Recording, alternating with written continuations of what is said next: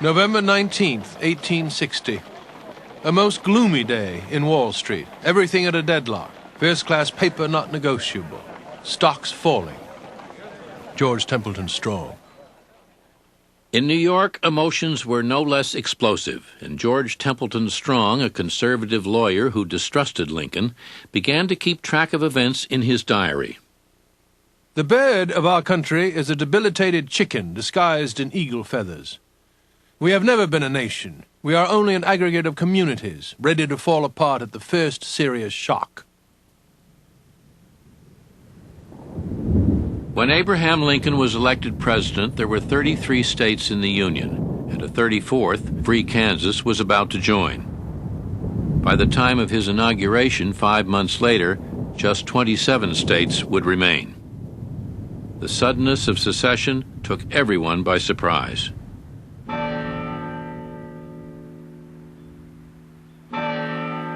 South Carolina led the way on December 20th. A bell in Charleston told the succession of departing states.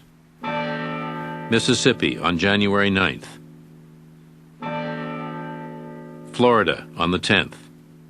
Then Alabama, Georgia, Louisiana.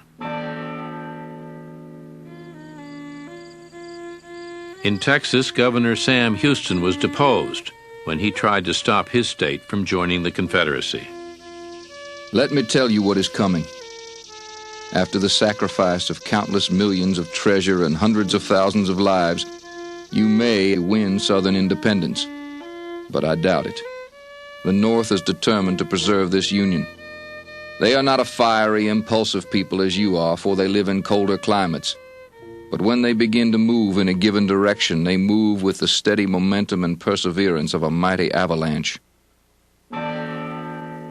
Texas left anyway.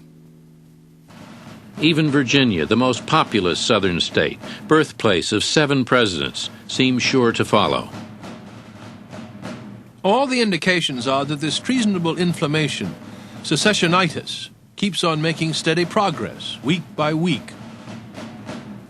If disunion becomes an established fact, we have one consolation. The self-amputated members were diseased beyond immediate cure, and their virus will infect our system no longer. George Templeton Strong. The Charleston Mercury. The tea has been thrown overboard. The revolution of 1860 has been initiated.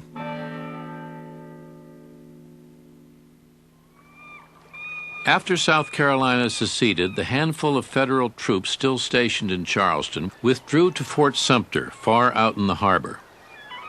Their commander, Major Robert Anderson, said he had moved his men in order to prevent the effusion of blood. They were quickly surrounded by rebel batteries.